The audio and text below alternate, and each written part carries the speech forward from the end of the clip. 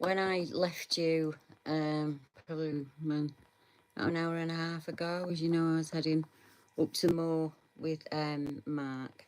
And when I was up there, I got a message off Mike, who's Mike Wright, who's a good friend, lives in the Gloucestershire area, and he's one of my admins. And he made me aware of a really disturbing article, well, an event really that's taken place today in Gloucestershire. And I'm absolutely appalled by it. Appalled. And I seem to have had a year of being absolutely appalled by my fellow subhumans, and that's kind of the straw that broke the camel's back for me, should I put it that way. I'm just getting my settings together while I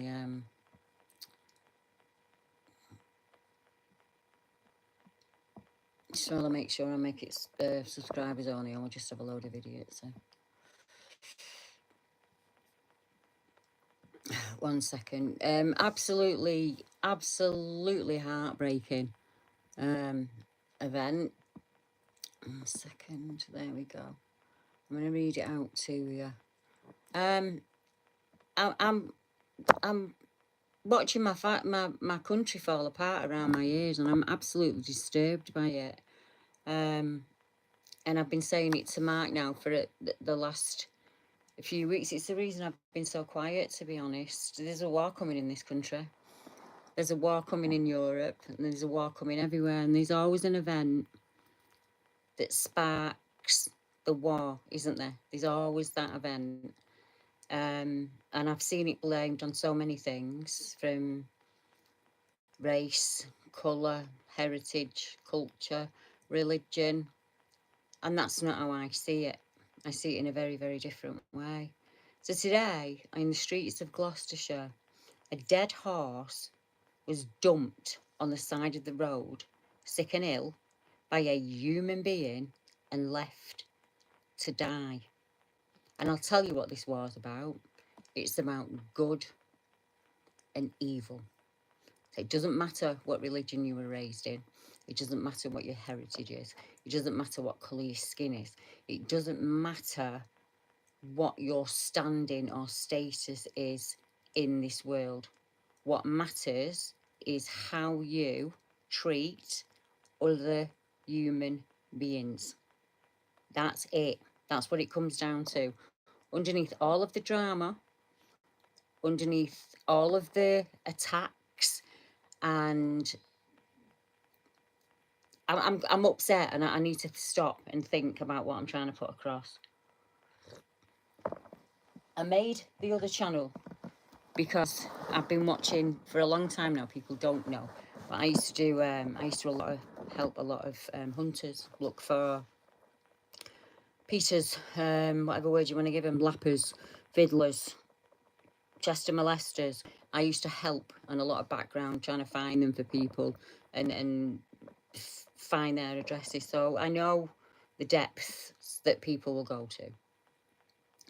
And people keep telling me, I've been called all kinds of names this month from a racist, because I spoke out and I said that I believe that we are losing our culture, as Brits were losing our culture. That's got nothing to do with race. My white brothers and sisters have lost their culture. I'm seeing a lot of what we're classing as white fatigue. I am sick and tired of people doing exactly what they want, when they want to do, with no accountability, no law. You can't speak out against it. You daren't say anything. You'll lose your channel. You can't do this.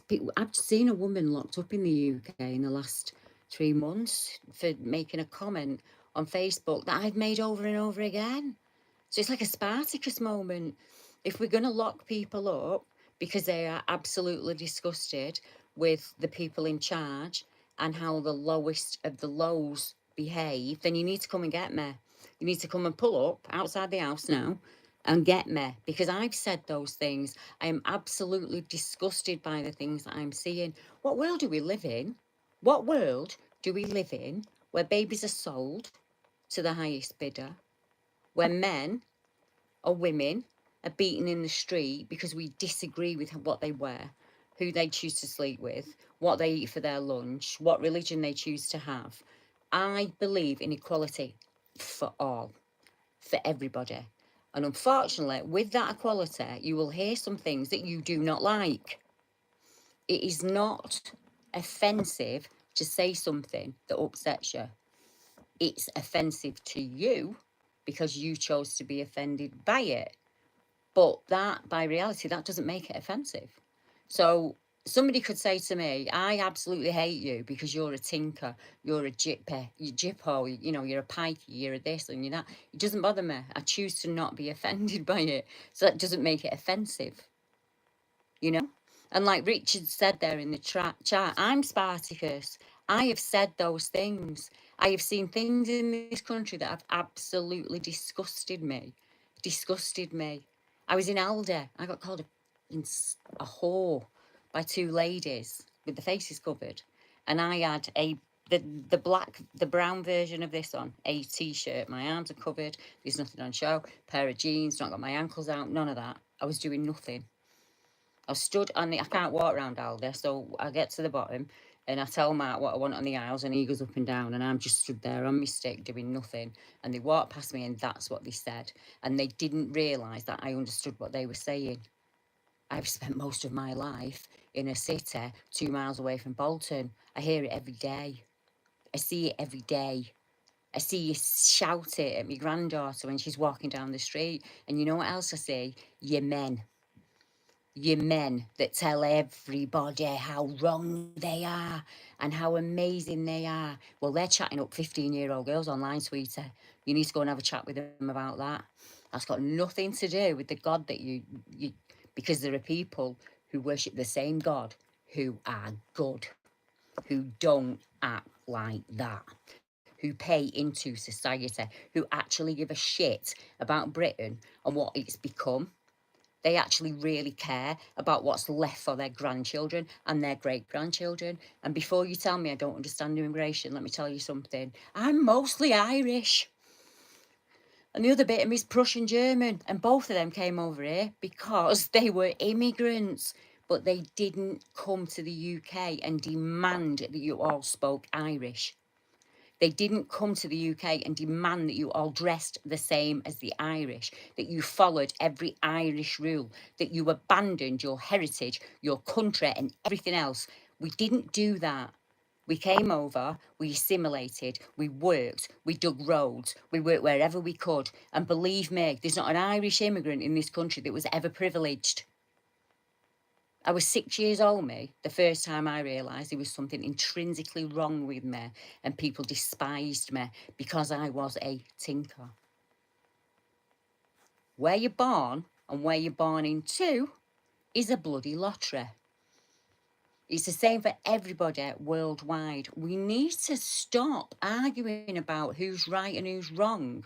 We need to stop arguing about what religion is better than this religion, what heritage is better. We need to come together. We need to forget all of that. Do you know if I could bring one person back in history, do you know what it'd be? Boudica.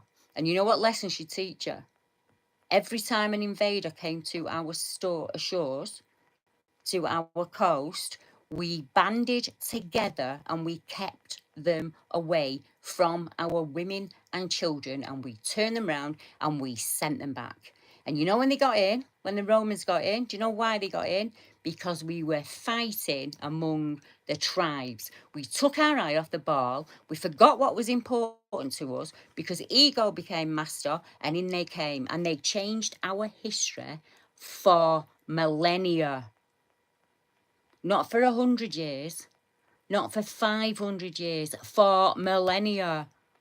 The Romans changed everything about the Brits, everything about the Irish, everything about the Scottish, and everything about the Welsh. And it is okay to stand up and say, that is not okay. When we are throwing animals in the street and we are hurting women and children because they are showing their hair, as they have every right to do, regardless of what colour it's in, what hairstyle it's in, and whether you braid it or not. Every single one of us has got hair. And every single one of us came out of a cave And every person in that cave at some point went like that with their hair. It's humans. It is utterly, utterly ridiculous what I'm seeing. I've wanted to say this for so long. And you know what I get told all the time? They will take your channel, Deb. Take it. Take my channel. I'll open another one. Take that. I'll open another one. You'll never be able to do Bigfoot stuff again. Fine. I won't ever do it again. What is happening in this country in front of my eyes now, compared to what the cryptids are doing, is like this. Rick told me a long time ago, Rick Allen, mark his words, yeah, that one day I would have to choose. One day I would have to choose what side I'm on. And the side I am on is the side of humankind. The side that my grandchildren and my great-grandchildren and my great-great-grandchildren have to walk among. That's what I care about, what we do going forward. So stop arguing on YouTube and TikTok about who's right. If you are not on the side of good, you're wrong. And if you're on the side of good, you're right. It's as simple as that. It's as simple as that. Just as put in there, so there'd be no more stories, Deb. I think I'm talking in the sense that if I had to choose just in whether I ever made a Bigfoot story again or whether I did something to change what was happening in my country, I'm sorry, but I have to go with the latter. Because without that, I wouldn't be able to have a channel. If there was no freedom of speech, I would not have that channel. If women of my age did not go out to school and work and do all the things that they've done, we did that because we are privileged. We're allowed to do that because we live in a country that gives you choice.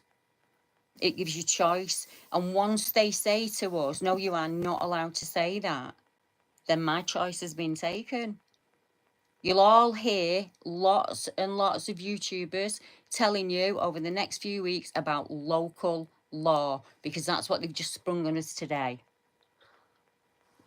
So how does local law work? Well, it works like this.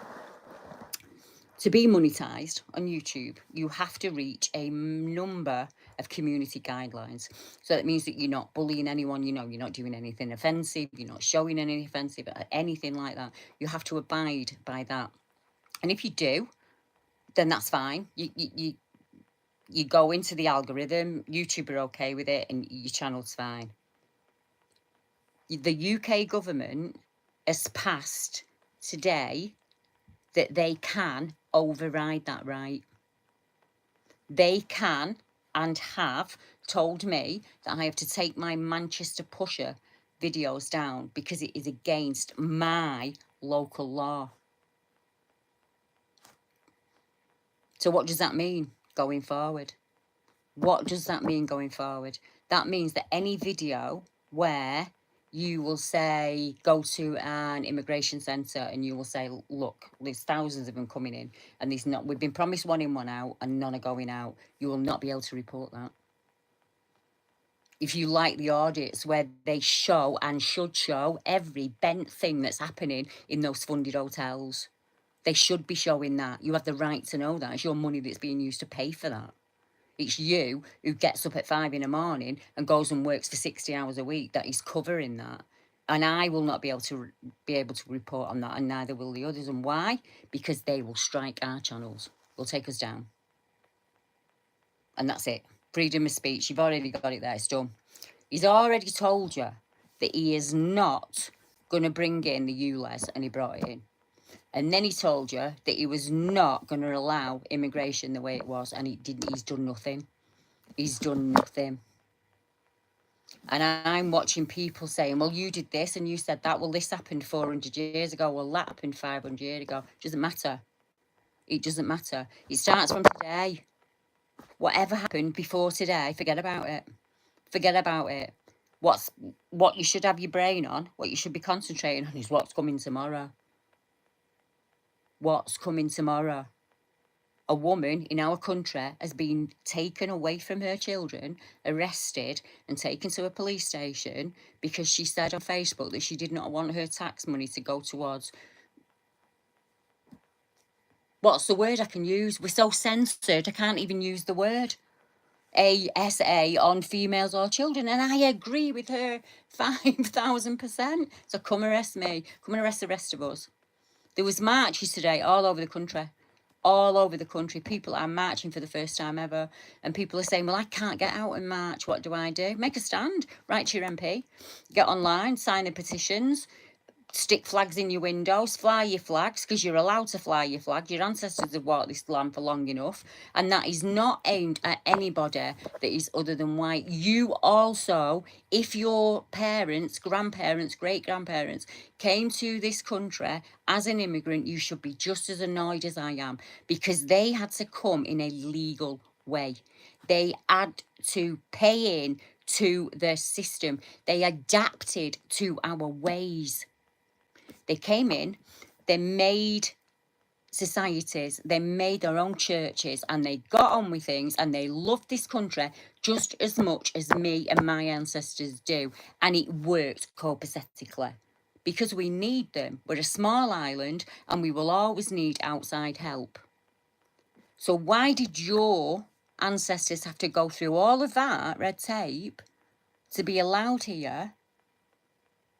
Yet somebody else can get on a dinghy that you know nothing about and walk into your country.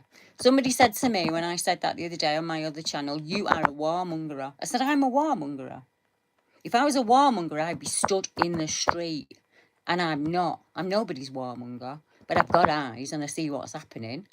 Yeah?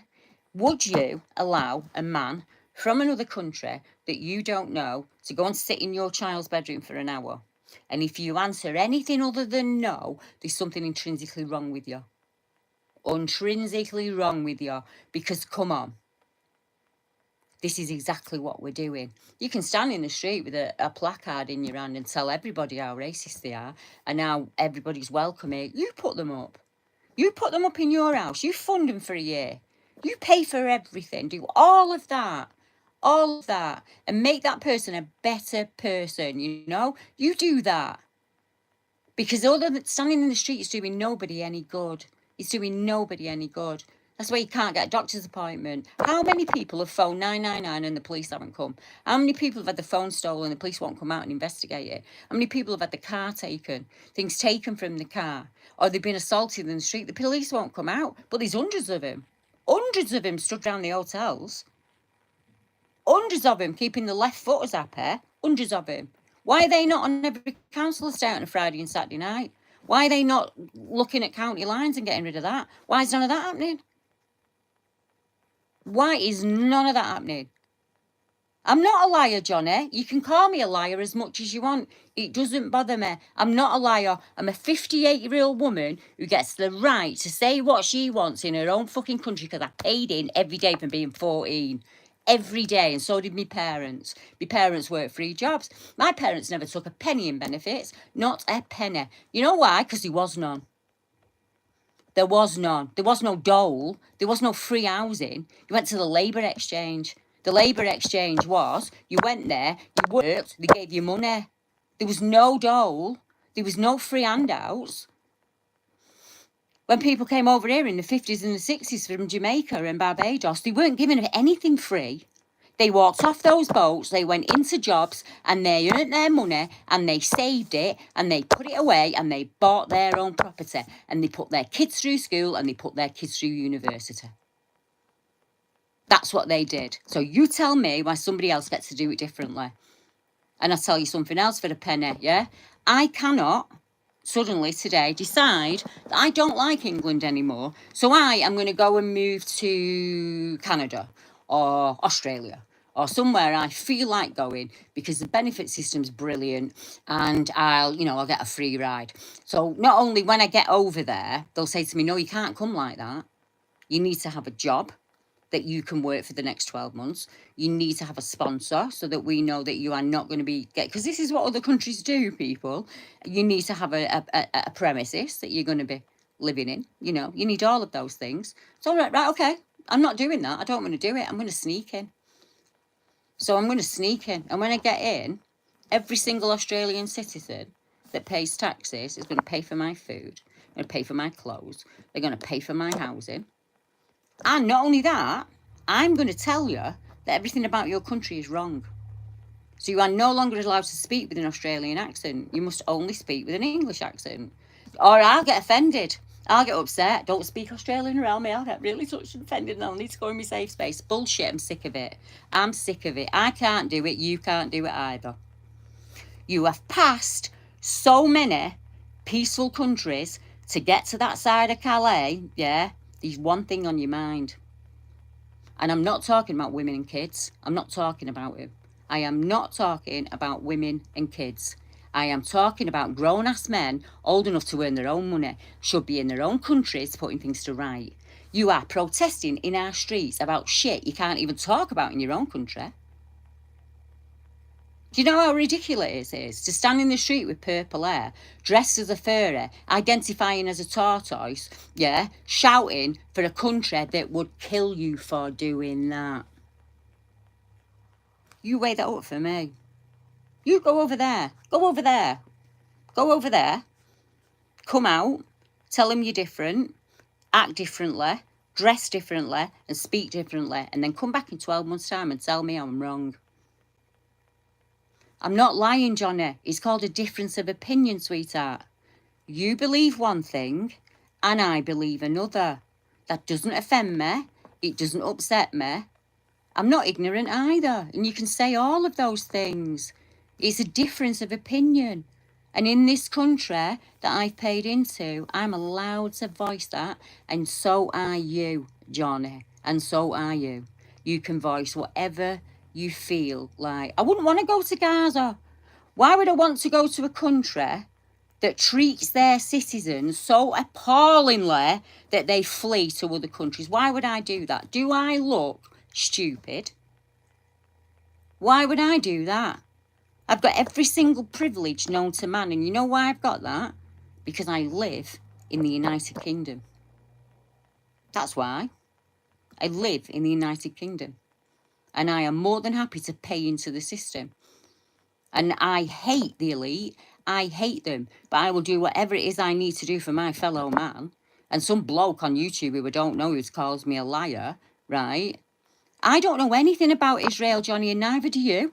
Unless you're living there, and I've done for several generations, you know absolutely shit. You know, just the same as me. You've heard it on TikTok and you've heard it on YouTube. Unless you actually go there and live that life, you don't know now.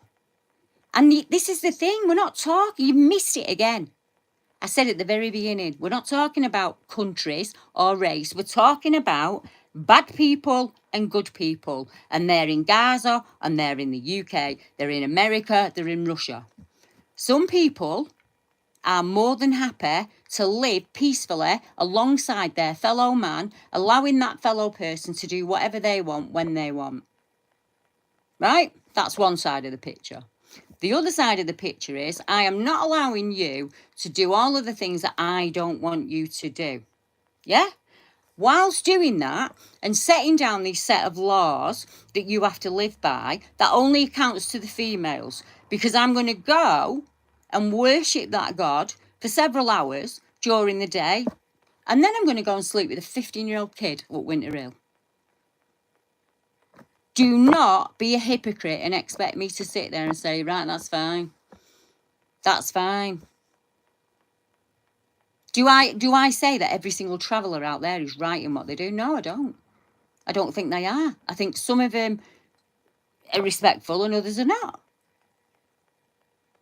And I think that about everybody. If you're prepared to come to this country, you're forgetting, right, with your, you know, your Johnny Jones, like 2 mixed race grandkids. And both of those grandkids are to a Muslim man who came here 25 years ago. He's Kurdish. He ran from Sudan. He came here the correct way. The correct way. He paid for his passport. He paid. You don't get immigration for free. It costs about $8,000. He works every single day that he's been on this island. Every single day. Paid for me grandkids. Brought them up. Didn't instill Sharia law on him. Didn't instill any of it on him. Let them choose themselves what they wanted to do. Let them choose themselves. He's paid into the system. And he says to me now, Debbie, these are what we ran from. This is what we ran from. This is the dregs that were left, that didn't get out. If it's so amazing, why do you not want to go back there? Because I would. If I had to leave here for whatever reason it was, I would do everything in my power. Everything to get back here and try and make it right again. If I had to live in a fucking tent, I'd come back. Because I love my country and I love my fellow man. And I love every person who has the same kind of attitude as me. If you are intrinsically nice, all arms are welcome. We need you. We need you as a country. But if you've come here for a free ride or to declare a war, then I've got no interest in anything. I'm not one of those people who's going to say, right, this is how I feel, but this is how I feel. It just won't. Do you know what I mean? You either agree with me or you don't. What has that solved? Me and Johnny are not getting, we have differences of opinion. What's that solved in the last 10 minutes, Johnny? Nothing. But if me and you stopped arguing about that and we went outside together and we stopped a man from hurting a child, then we've done something, haven't we, Johnny? Then we've done something. And I'm on the side of the let's do something brigade. I'm not on the side of let's sit here and just talk about it on TikTok or YouTube. Not playing them games. I'm done. I'm done. A woman told me the other day that I have no idea what I'm talking about when it comes to grooming gangs. I live near Bolton. I live on the West Pennines. I live between Rochdale, Yorkshire and Bolton. Don't tell me what I don't know. I watched it in my 20s. I'm 58 now. I watched it in my 20s. When I was at school, when I was leaving school, it was happening. We had bus drivers that tried to get us. I was 14, me, and a bus driver tried to get me. I tell you something else, and all that don't go down to race. First track man who tried to put his filth on me, I was 7-year-old. And you know what he was? He was the local postman. The local postman. And the last time I was 57, and it was a bloke who had helped through a traumatic series of events. So don't be telling me that I don't know what I'm talking about, because I do know what I'm talking about. And if you don't want to hear it, it's like Katie Hopkins. Don't listen. Scroll like that. Just do that. Go and find some brain candy that enables you not to think, or enables you to think I'm better than that Deborah because my opinion on her is different. That's great. What did it solve? What did it solve? You feel better. Your ego's had a stroke. But what did it solve? I tell you something else somebody said to me this week. You only ever share cases where the predator is foreign. I said, oh, is that correct? Go and have a look. Go and have a look. Scum comes in all colours. Scum comes in all colours. Filth comes in all shapes and sizes. And the disguises it wears, the disguises that it wears, would have astound you. And the only way to do something about it is to expose it online. And that's what I do. And up until now, I've been made, Joe knows what I do, but up until now, I've been made to do that in secret. Because you've held over my head this entire time that if you start talking about that on your channel, Deb, you'll lose your channel. Fuck my channel. Where does that... This is far more important. What's happening to me country is far more important. Far more important. And I've got skills I can use. I've got a mouth. Yeah, I can go and stand in a square with a tannoy and talk all day long. I'm not scared. I've not done it because I'm scared of doing it. I just haven't got to the point yet where I'm so disappointed in some of my fellow subhumans that I really feel the need for the first time to actually talk about it. And other than the people who've jumped in for a bit of excitement, I'm talking to my friends about it. These are people I've talked to for probably 10 years online. These are my friends. And I am voicing how I feel. And they will either agree with me or they won't. But I guarantee you none of them will get offended. Because at the end of the day, each and every one of us has a limit, don't we? every single person has a limit on what they'll take, what they will put up with as a person. You know? And I've watched it, and I've watched it, and I've watched it, and it's not me sick. But I forced it down.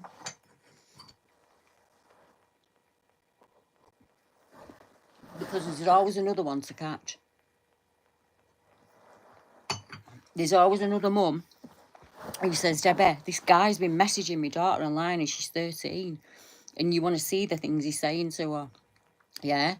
You have no idea how often I do that. No idea how often I do that. Yeah? Because I'm a mouthy cow. I'm a mouthy cow. I've always been a mouthy cow. I can argue. I grew up in a very misogynist environment, believe me. My dad could argue with, like, my dad would argue in an empty barn. I was raised for war. I've watched it my entire life. I'm a tinker. But I'm not tinker enough to be accepted by the travellers. And I'm not country enough to be expected, you know, I'm a tinker. I'm somewhere in between, you know what I mean? I'm just some immigrant's great-granddaughter, aren't I? But I didn't know any of that until I did my DNA. Until I did my DNA, I thought I was just English and everybody had just, you know, probably a long line of people that come from Lancashire. And I'm not, because we don't know where our ancestors are from. And reading and working out, I'm not a gorger. I'm not a gorger. I'm not anything. I'm just me. I'm just Debbie, right? That's it. That's all I am. I'm Debbie. I'm Mark's wife. I am incredibly proud of my heritage. There's nothing I've got to say, right, that I've been called, what have I been called, Joe, over the years? Working class. Yeah, I am definitely working class. Not highly educated. No, I'm not. I had to do what most girls did my age and leave school and get a bloody job because my parents, it was the time of the miners' strikes. There was no money coming in. Me and my sister both went to work early. I had a 13-year-old sister was scrubbing barges at 12 and 13, you know? And like, no, it's all right, Jonathan. It's just me. I'm on a rant. I never do this. I never, ever do this. I'm normally really, really nice. But I've just, it was the pony that set me off. I know that tomorrow when I wake up, it's going to say in them papers that Tinkers have done it, Parkers have done it. And there are hundreds and thousands and thousands of thousands and thousands of gypsies and travellers who are intrinsically lovely people who would lay down their life for their animals. And there is also scum. There's always the bottom of the barrel, isn't there? Oh, no matter where you are, there is always the bottom of the barrel. My granddad told me, and I've said it a few times when I was a kid, he said to me, we used to go to a horse herd, right? And I loved doing it with him, absolutely loved him. He was the most favourite man in my life. And I'd watch him, everybody else would run in and they'd all get dead excited and he'd be dead loud and all that. And he'd hang back, he always had a trilby on. And he'd hang back and I'd watch him. Only like a little girl, like 3, 4, 5. Hi, Brian. And I'd watch him and he'd be watching everyone. And then as I got older, he said to me, you know, every man has an habit. And once you know that habit, you know that man. And I didn't understand what he meant when I was a kid, but it always stayed with me. And he had friends in all shapes and colours. He was in Merchant Navy, so as you can imagine, he sailed the world, my granddad. So he had friends all over the world. And even when he come back from Navy, my mum says, like, him and my dad were basically travellers with an house. And I say, like, my mum and dad are travellers with a mortgage, like, kind of thing. But you worked all week up Friday, and then we were in van and we'd go. That's what we did. Yeah. And he said to me, he said to me once, you know, Debbie, you can sit with kings and they'll take the last penny out of your pocket. And you can sit with a pauper and he'll share his last piece of bread with you. Never, ever, ever judge a man by the cut of his jib or the shoes that he wears, because he might not even be his own. Right? So that stayed with me my entire life. So I look at people and I look how people behave around animals and how they behave around the families and what they're like outside of the families. Because like I say, every single one of us, me included, has an habit. And it's probably something we do without even thinking about it, you know? So we're all guilty of like getting stuck in this trap where we just go through life and we kind of blinker off, and you're supposed to do that as a human. That's how you get through the week, you know, that's how you get to do your job. It's all of that. But there becomes a time, doesn't there, when you're just flooded with it. It's on the news. It's on every channel that you're on. And you know you're being lied to. So it's not what you're seeing on the news intrinsically that flicks your bean. It's that you know you're being lied to. You know you're being fed a wonky donkey. And they're selling us umbrellas while pissing on our legs and telling us it's raining on a sunny day. Let's be honest, right? You're taxed when you're born. You're taxed when you work. You're taxed when you die. You're taxed if you have a business. You're taxed. Oh, it's just everything. Everything you do, you have to give some part of that to the government. Every single bit of it. And now I'm going to say things that people will not like at all, right? Let's play the game of, if you were Prime Minister tomorrow, what would you change? What would you do? So the first one for me was I'd close all the beaches. I want all the beaches closed and done.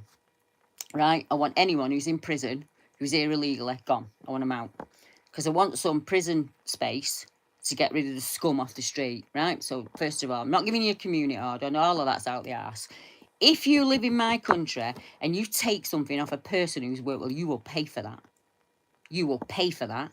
I will take every electrical device out of your house and you will give that to the victim. And I will make you work, and every penny you get from that job, you will give to your victim for 12 months. That's what you'll do. Because once you take the money, then it affects them. Right. If you're a single man and you've got 5 kids at home and they are tearing that estate apart and you're on your ass on benefits, you're paying for that damage. I'm going to affect your benefits. I'm going to say to you, if your sons are running around this estate causing aggravation and upsetting people and vandalising people, you're only getting half your money this week.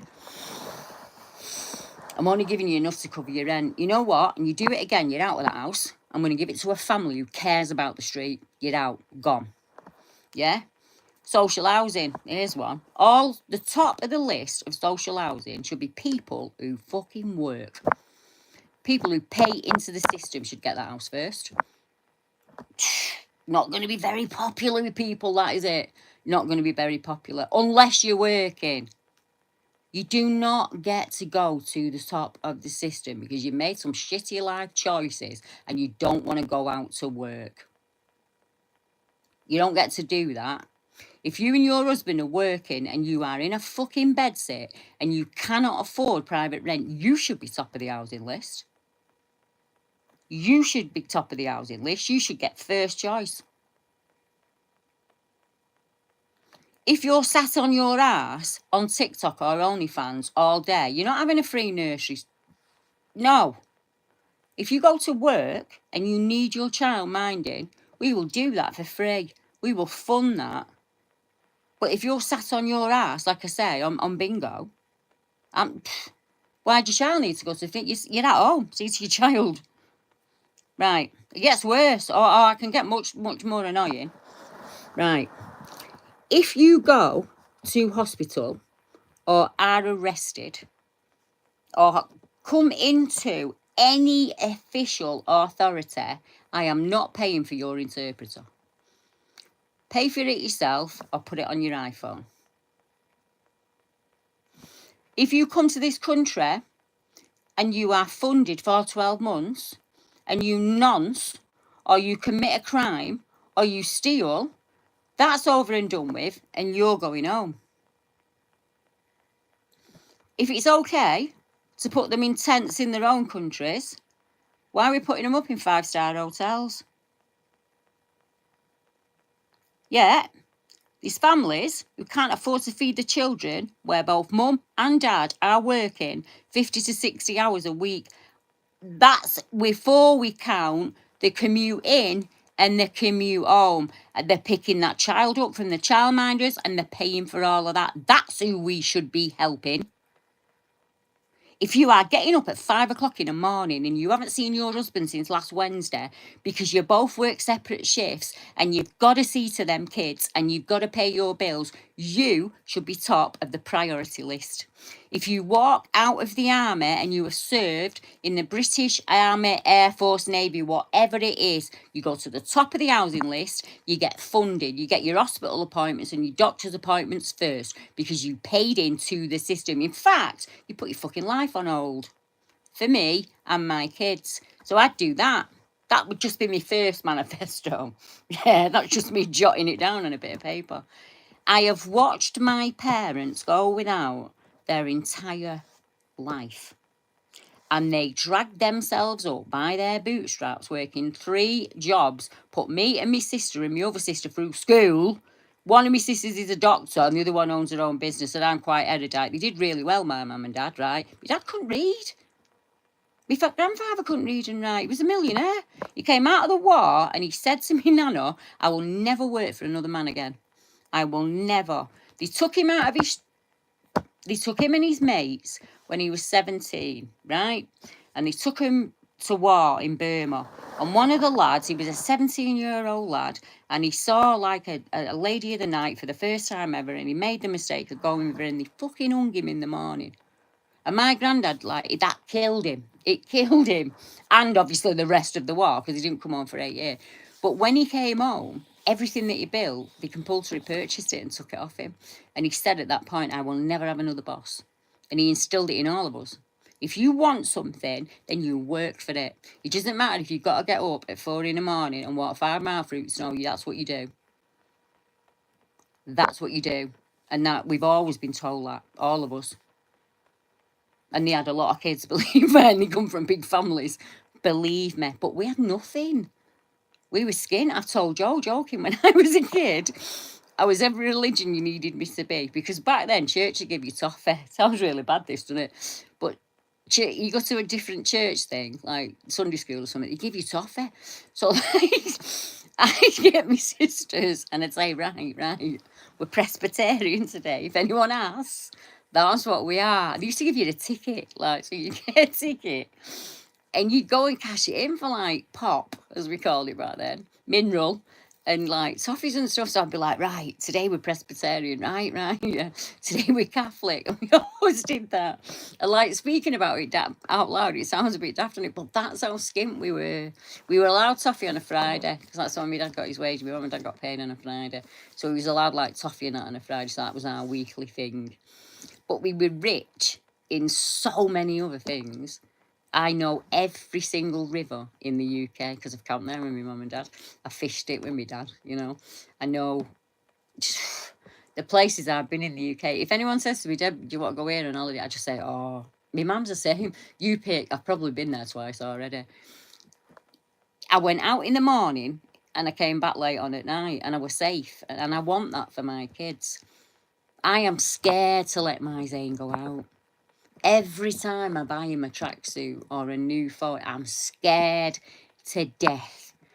He's begged us all year to get him an electric bike. His mum works really fucking hard, yeah? And he goes to school, he does all the things he's supposed to do, and he's begged us all year to get him this bloody electric bike. She's worked her legs off to do it, and some fucking ute took it off him. Gone, sold, gone. Probably sold it for 20 quid so he can go and get a weed. He broke my grandson's heart. If I kill him, he's a dead man. If I find him, he's a dead man. But that bike to him was nothing. It was a quick 20 quid so he could cover a need. But that broke that kid. He'll always remember that. He'll remember that when he's my age. I remember my mum working dead hard to get me that bike, and that fucking dickhead took it. That's the difference. That's the thing that's getting to me. It's like, why is it that okay? Why is that acceptable in this day and age? It's no point phoning it in. We don't even have a police station, right? We don't. We sit between 2 major towns. There's one in major town, Salford, and there's one in Bolton. And, like, we sit between them 2. There should be another 3 stations open, but they're not. They never open. So I'll tell you a little bit about that, because nobody ever believes me. Now, I don't live in the sticks. I live in, probably like most people do, in where it started as a small town, and then over time they built a lot of big depots there. So there's been more and more new builds, and more, it's grown extensionally.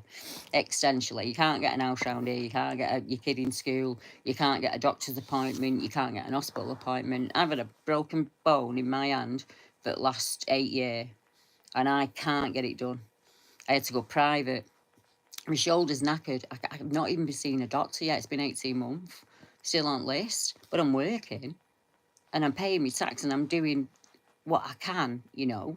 So round where we live, there's always been crime. Don't get me wrong, there's always been crime, and you get like proper inner city crime, and then you get like rural crime. So both are covered because you're kind of in that situation where you're right on the edge. I heard Vicky Lass.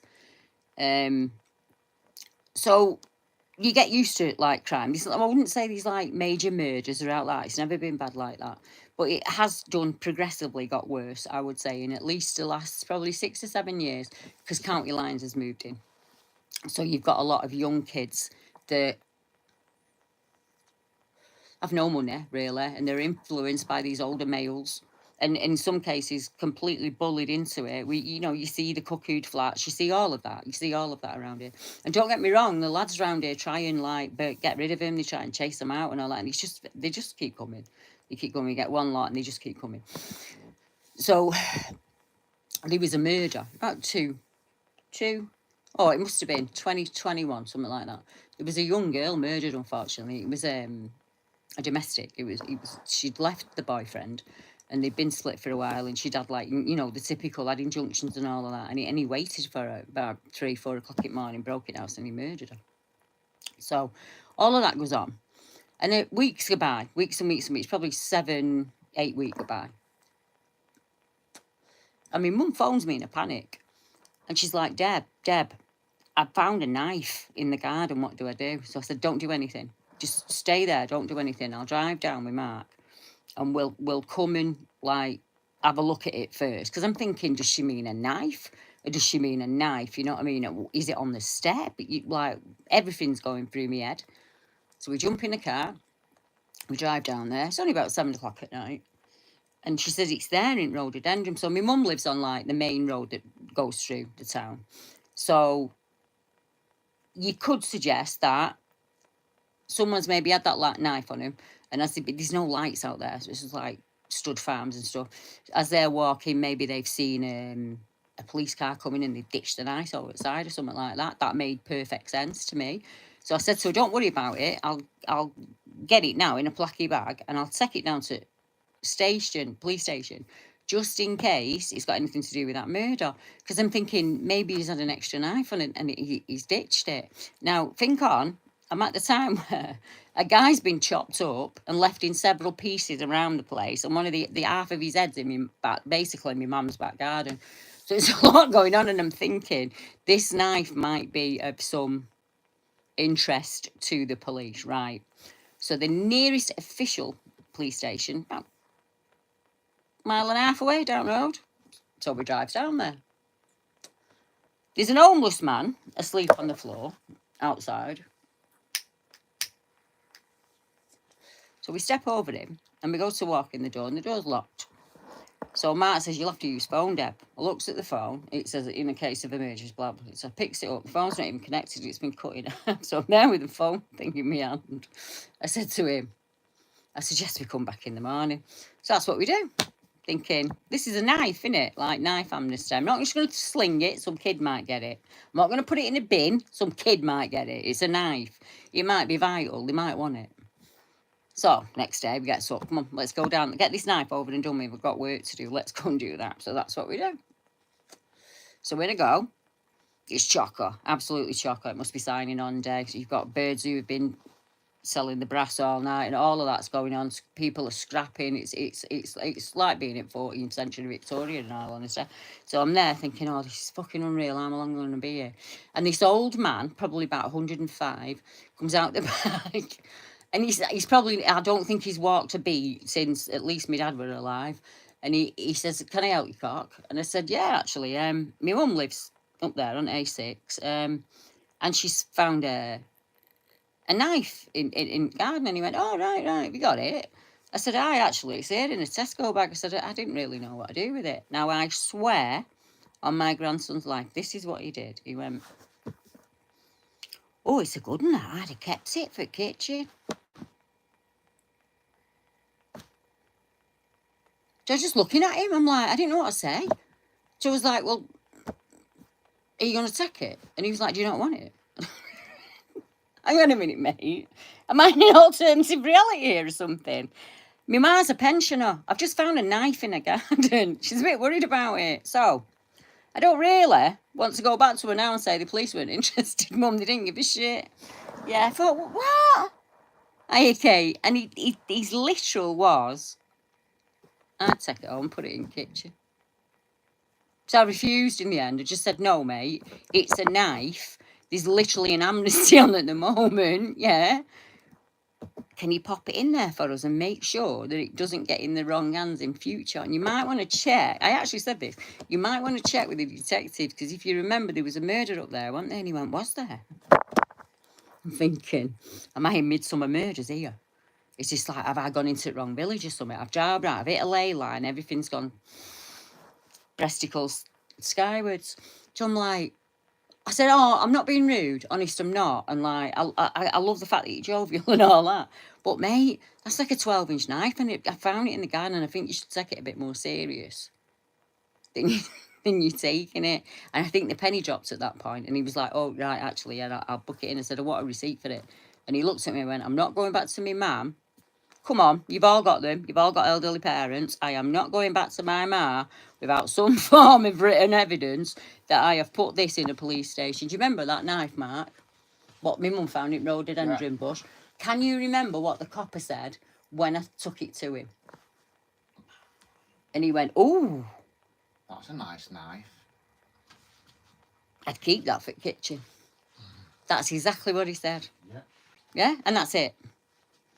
But on the other side of that, if I drive down that road and go to the hotel that nobody can get a room in anymore, you will find at least 30 coppers outside it, day and night. I'm not telling you who's in the hotel, but you're paying for it. You're paying for it. And you know what else they do out the back of that hotel? Just eat and deliver in. So, they got a free hotel. In the hotel, there are swimming facilities. There is a golf course. They get 3 meals a day. They get a free room. They get a television, a fridge, freezer, and they work illegally on the side under the noses of their immigration officers for delivery and just eat. How warped is that system? You explain that one to me. Now, I'm not, people are going to say, oh, you're a racist. Well, let's have a look at it the other way then, right? I know a family that lives around here where the grandmother is on benefits, the mother is on benefits, the daughter is on benefits, and they all live in the same house, and all 3 of them work illegally Thursday to Sunday, cash in hand at the Indian weddings. Like I said, folks, scum comes in all colours. That person will rant and rave in the street about how woke she is, and you're working cash in hand, while other women, single mothers, single fathers, people who cannot afford Netflix and Sky and all of the stuff that you have, they are going without, and you're bragging about what you've got because you're bent. I seen a girl cry because somebody bought her a pair of red bottom shoes. There's children starving in the country. Now, don't get me wrong, if you work and that's what you want to spend your money on, that's entirely up to you. You can spend your worked, hard-earned earnings on whatever you want to do because you earn it. But if you're a dosser and you've never worked a day in your life and you are 3rd generation dosser, why have you got red bottoms? Wouldn't you want that money for your kids? Wouldn't you want to take them on holiday with it because you've never taken them on holiday? Is it better to have that designer pair of shoes and impress your mates? Or take that time out and go and spend time with your children at the seaside? That would make me cry. If somebody said to me, yeah, Deb, there's a 2-week paid holiday, you don't have to go to work, you can take the kids, that'd make me cry. Yeah, honestly, if you told me you'd book me in a caravan for the night, I'd probably cry. It's a nice start, innit? I see my nieces and my nephews struggling to pay the mortgages, and they all work. They all work. and they can't afford to live around here. They can't get their children. The parents are from here, the grandparents are from here, the great-grandparents are from here. Mark's family's been here since the 17th century. And they can't get their kids in the local schools. They can't get them an appointment. There's no school dentist, that's gone, that's out of the way. There ain't no dentist, you have to go 2 or 3 towns over. People laugh at me about my teeth. I grew up in a town where there's no dentist. People in this country don't realise just how... My mum explained it to me once. I said to her, why is it so shit? Why is everything shit? And she went, I'll tell you why, Deb. Because if you're a doctor or a dentist and you had the choice of going to work in, say, Bournemouth or the Isle of Man or, you know, somewhere really nice, or here, where would you go? I was like, oh, yeah. She went, so that's why we get the drags. Because everybody else goes where... Ooh, they can pick and choose. They're like, I'm really good, so I can go wherever I want. I can go where... Poof, they're battering the door down trying to get me. We get the one-legged donkeys with half an ear when they're like, I don't even want to be a doctor. You know, I don't even know why I'm here, in all honesty. Look, do you want some diazis? Like, anything, just go away. I'll give you some tramadol. Just go away for free, mum. So I don't have to see to you. I am exaggerating, but you get where I'm going with this, don't you? You get where I'm going with this. Is that my Auntie Linda? I think that's my Auntie Linda. If that's my Auntie Linda, she'll tell you how hard-working our family is. Yeah. I've got cousins all over the world, haven't I? All over the world, yeah. Our Nath, who's my Auntie Linda's grandson, he's got an Oscar. He's famous, yeah. But they're all hard-working, and they all came from now. They were nothing. It's my Auntie Linda. They had nothing. People in Salford back then had nothing. There was places... I was doing a bit of research for my mum. I had an auntie, my Auntie Annie, and I think she was born about like 1901 or something like that. And my mum said to me, I never wanted to ask when we were growing up, Deb, because she had 3 children, but they all died. And they all died before they were 2. And I used to say to my mum, like... So Linda's Auntie Lily is my mum. So they were right close. So my mum would say, like, why is she like that with us? Why is she like our mum? She'd say, oh, she lost her kids. She lost all of her kids. So we had a look. And it was actually typhus, believe it or not, in, like, 1915 in the Salford area. Oh, hi, Andy. That's really kind of you. Thank you. Back then, all our water was reservoir. It all came in from reservoirs. And most of them, and the pipe work was completely just unfit for human consumption. So much so that they had to get the government to come in, and the government declared it a slum. And they were about to start rehousing everyone in the war kicked in, didn't it? So my granddad was 18 when the war kicked in. And they sent him to Burtonwood to build the RAF base up there. And as soon as he was old enough to Navy, he went straight into Navy. So... And he did that till about, I think it was 90. Well, my mum was born in 47, so he'd have got demobbed 46. And he came home and he got an handcart and he went round selling donkey stones and dolly blues. Most of you will remember them. And balloons. They always had balloons on cart for kids.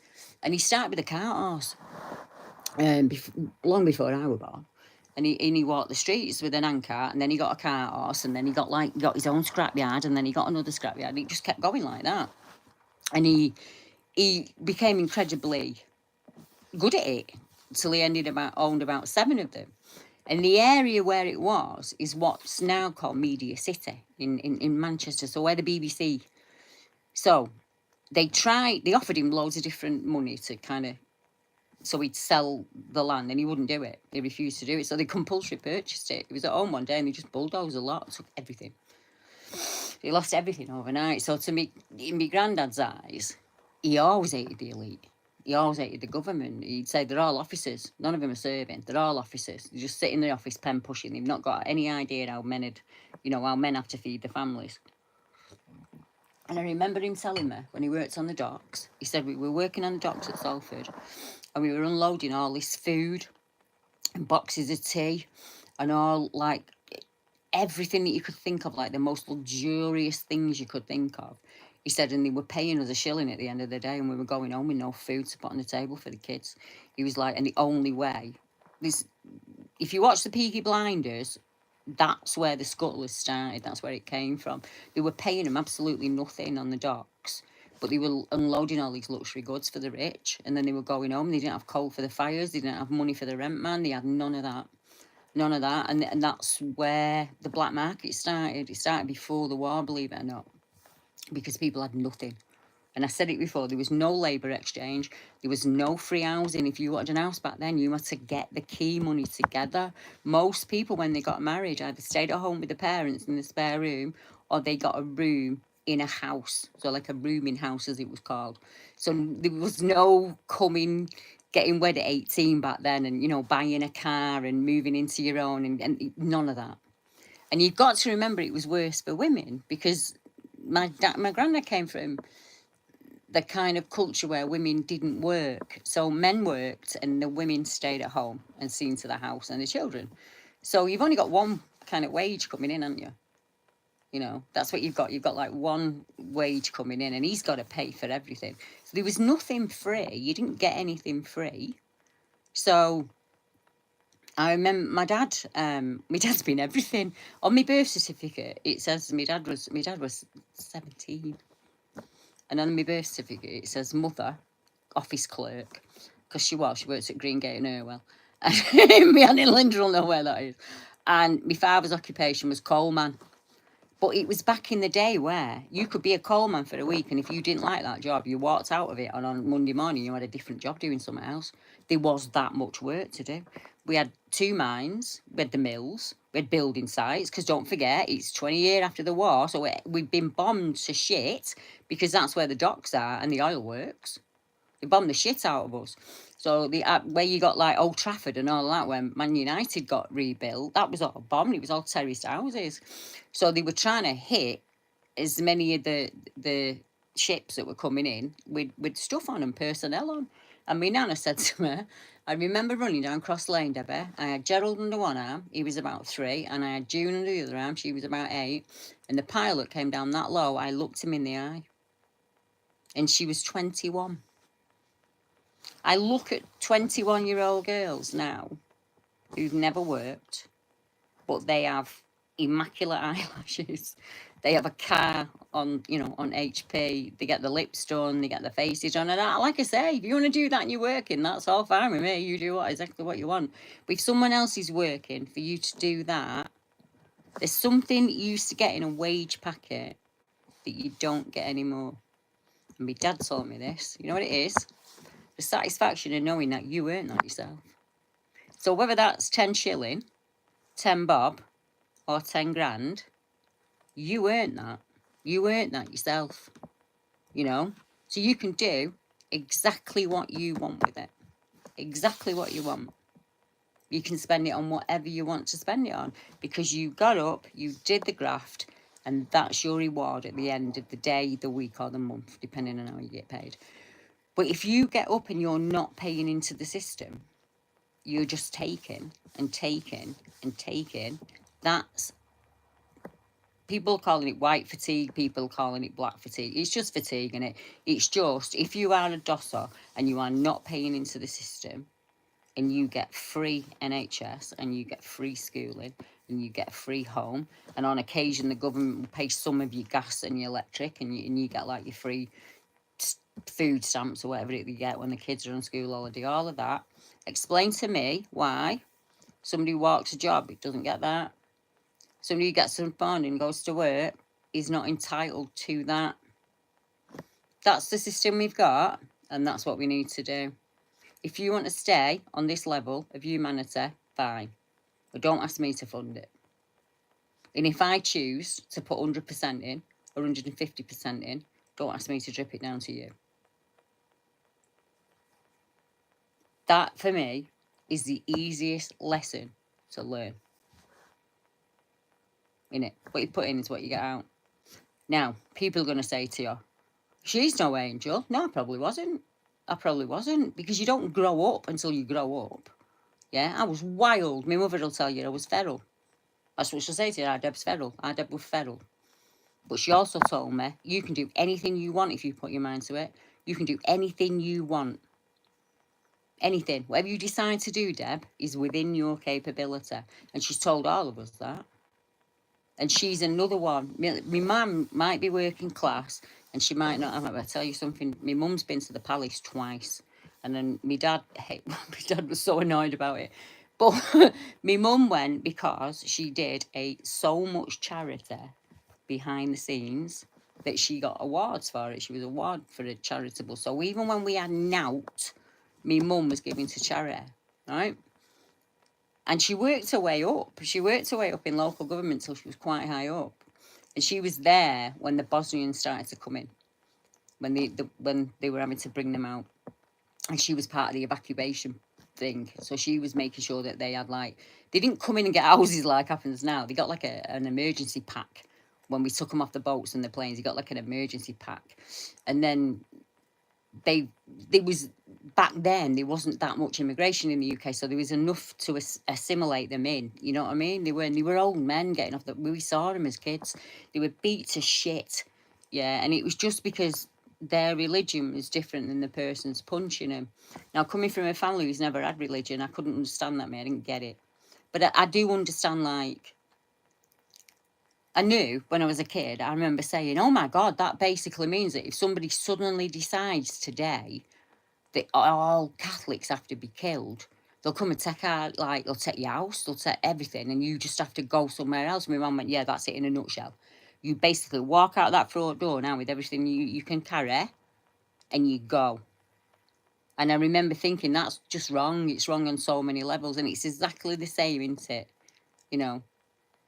Exactly the same. Jonathan said, the arguments my mother and father had over the palace, my dad is an absolute loyalist, right? And my ma's a royalist, so it's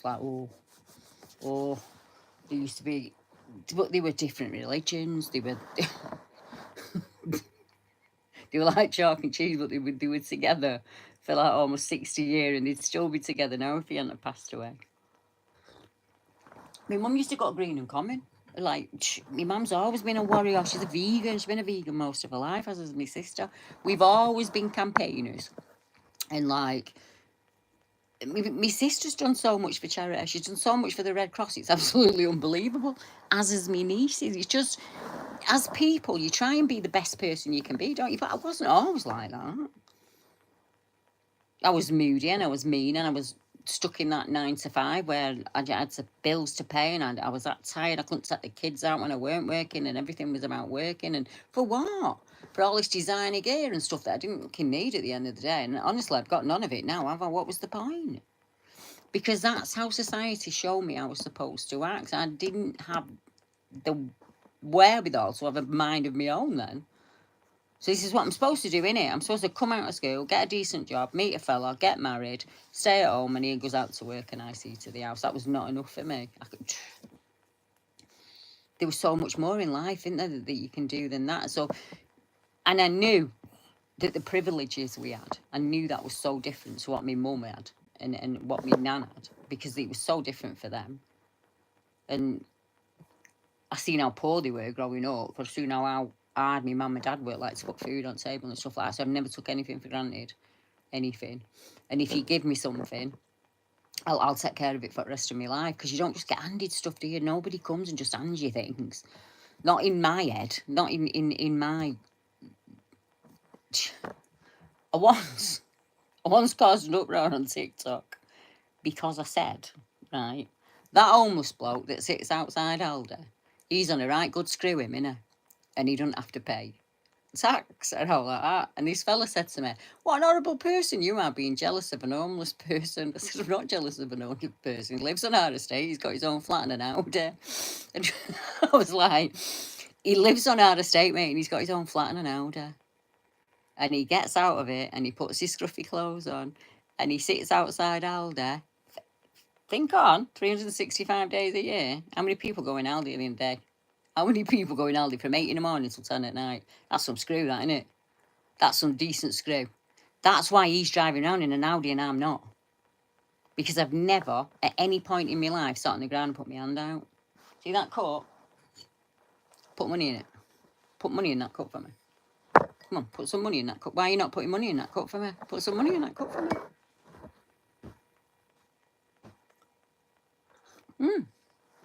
You know why? Because I had to work to buy that cup. I had to work to pay for tea bags. I had to work to pay for milk. Even have to pay for water. I have to pay for taps it come out of.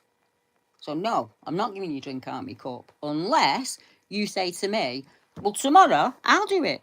And I'll be like, yeah, I'm up for that. Do you remember in the old days when we all lived in a street and each old lady had a turn? So, right, when my nana lived in Benbow Street, it was a one up, one down. A one up, one down. She didn't have a washing machine, none of that. She had a copper in back garden, so you lit a fire underneath it. Back garden, it was a yard, right? Get that right, Deborah. It was like a square, and it had a toilet at the end. And then she had like a copper. So it was like a big copper bowl, and it had a fire that you lit underneath, and that's what you did. You washed your clothes in and stuff like that. So she would go out at least once a week, scrub that step, sweep outside her house, and swill. A lot of swilling happened. And the nets would be immaculate. Right? Don't matter if she's got 5 kids. Don't matter if she's carrying a baby. Don't matter if she's got morning sickness. None of that. My granddad put a baby on her every year. That's what he did. Her house was immaculate. She had nought, but her house was immaculate. And she had a lot of pride in what she did have. Because she come from now. That's where she come from. And then, like, the house was so bad that they had to condemn it. It was one of the homes that they condemned. It was really, really bad. They were praying that the Germans would bomb it, and they didn't, which is ironic. So they started to build the new houses then. So, like, after the war, they started to build. So they start building, like, apartment buildings, the 8 stories we used to call it. So there's like 8 layers and these flats on it and all of that. I mean, Nana moved into it. So for her, it was like winning the pools. So she's got an indoor bath for the first time in her life. She's got running hot water for the first time in her life. She's got electric. There's no mantle, as we used to call it. That's your gas fittings. So it's like a mantle. So you'd have to light them, like a gas thing. None of that. You flick a switch and your light comes on. She thought she'd landed on her feet. Are you telling me to go to bed, Joe? I'm not going to bed. I'm having a rant. So she would then, each week, one lady in that block would clean the stairs. So 1 week, they had it sussed out between them. 1 week, my nana would do it, top to bottom, sweep them, swill them, done. Next week, the other Annie would do it, and then Lily would do it the week after. And that's how they did it. So it's like community, that, innit? It's like, so my nan cared about their kids and they cared about us. And when we were playing out, there was always a nana or a mum sat on the stair watching us. There was always a wifey hanging, washing out or something like that. And they had, like, communal living does not describe it. So each time, like, say, they had to peg the washing out outside. There was no, like, indoor washing facilities or like that. We had a big laundrette, what we used to call the baths. But it was cheaper to do it at home, so... And he'd have a day, so like one woman would have Monday for doing hers, and another woman had Tuesday, and then when it gets to then, and then she'd do and they just, how they knew the system is beyond me, but that's what they did. That's exactly what they did. And they got green seal stamps if they wanted something, and they had to save up for it. They'd get green seal stamps, put them in a book. So like when radiograms were coming out and transistor radios and stuff, it was all done with like either through my granddad's fags, embassy tickets or things. So you'd have like stacks of green shield stamps. And because you'd go to co-op, as we call it, co-op for everyone else, go to co-op and you get green seal stamps. So if you wanted something, you saved them up. So everybody must remember embassy cards. So you got your nana and your granddad and your mum and your dad like that, so you can get that hairdryer with bag that goes on your head. One day I'll tell you my traumatic experience about sea monkeys, but that's a whole other podcast. I don't know how I ended up ranting tonight. I think I've had so much of it in past few months. It's really getting to me. And I'm like, I just feel like my mouth being covered and my hands are being tied, and I'm seeing things that I'm like, there's a solution for this, but if I say anything about it, it makes me racist or an Islamophobe or a snotty cow or whatever it is you want to call me. And it's just a difference of opinion, really. And like, I really want to voice it. So for me, typical for me, it was an animal's death that flicked the switch for me, because if we can't be kind to animals, what hope is it for the human race? Just my Mark's like, how do I put him? How do I explain? He's the most laid back man in the world, right? It's nothing phases him. No, he lives with me. Come on, I'm dead noisy. I never shut up. I'm dramatic. I shout, I rant, I do all that. He just raises his eyebrow at me, goes right over the top of his head. You hurt an animal though, and he will hunt you down like Spartacus because you've hurt an animal. And in his eyes, if you can hurt an animal, that's just the lowest of the low. If you're going to do that, you'll hurt a child and you'll hurt an elderly woman or something. You don't just. We might be skinned. What I'm trying to say is, and people might call us tinkers and say we come from scum and all of that. Your granddad was a freaking, your granddad was steps, or your granddad was your granddad was scrapyard. My granddad was a working man.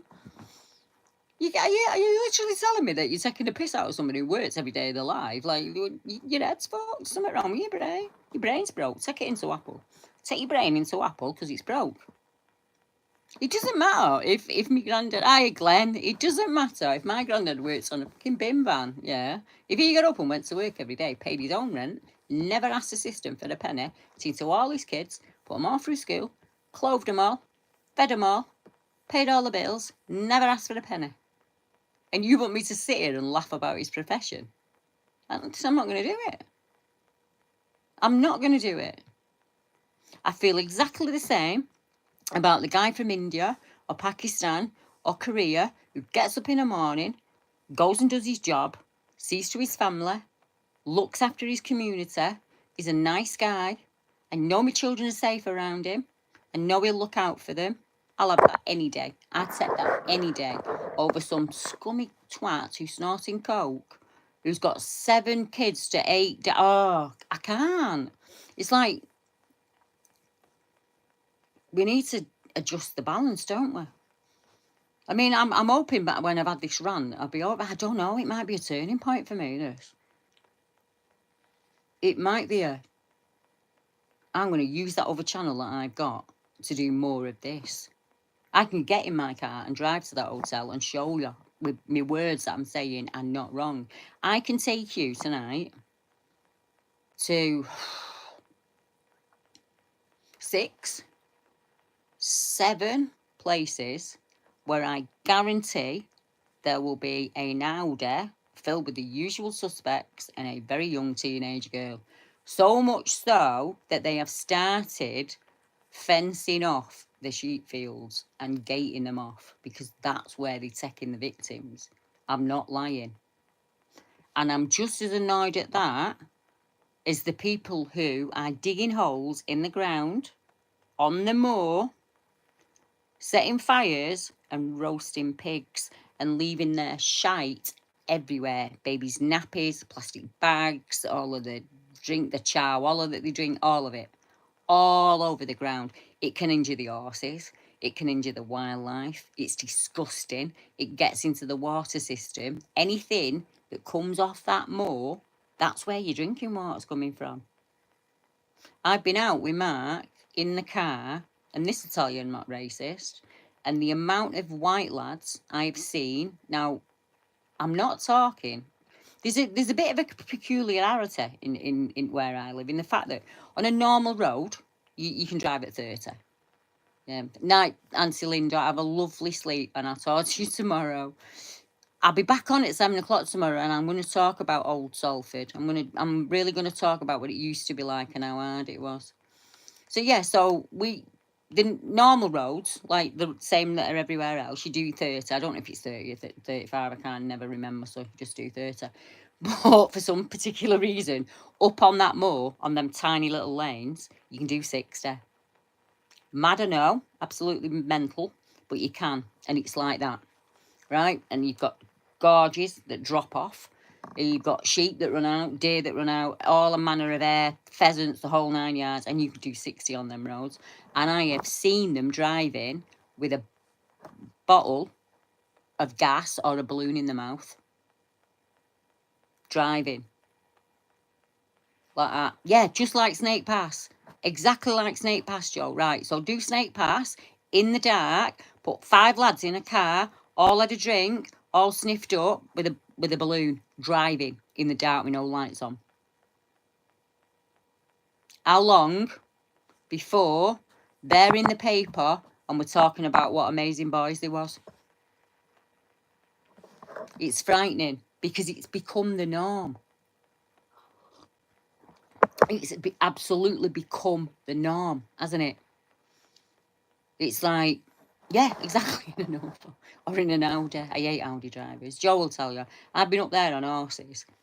I've had DPD drivers beep at me. Horse nearly threw me over into Wilders Wood and killed me.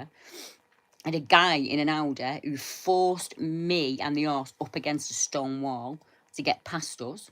Nearly killed me. I said to him, if this horse bucks, I'm going through your window. Yeah, he didn't give a shit. But I've seen white lads get out of cars and let the dogs off the leads and just let them run and do whatever they want. And that's not right either. Because that's an habitat. I want that habitat. That's my Zane's favourite place, my grandson's favourite place. And he said to me the other night, how do you know all this stuff about Nano and where like Grandad Jed lived? And I said, because my granddad told me. And I stood here with my granddad and he told me the same stuff that I'm telling you. I said, and one day you'll stand here and you'll tell your grandkids about it. And he went, no. And I went, yeah, you will. You will. I said, and you'll look back at it and you'll say, I wish it was like it used to be, because when my grandson stands in that spot, there'll be high rises on there. We have already said that we haven't said, our local government has said that they can now start building. And that's it. Once they start building on that moor, we have lost it. 140 years ago, the elite told the common man that we were not allowed to walk on that moor. And they walked from every direction. Every man and woman and child walked to that moor because we have the right to walk it. I don't think that would happen now. I think some people would come out and walk it, but I think other people would be like, I don't care. And other people would be like, well, I want my house there. That's where I want my house. I'm a famous footballer. Fuck you in your habitat. I'm building my house right there. Yeah? All of that. That's going to happen.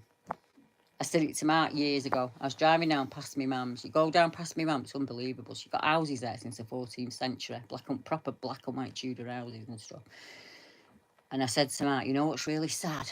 One day, this is going to have high rises all over it. And there ain't going to be nothing we can do about it. Unreal estate agents just putting their speech isn't the only form of communication. You're not wrong there, are you? We're not allowed to speak though, are we? That's the problem.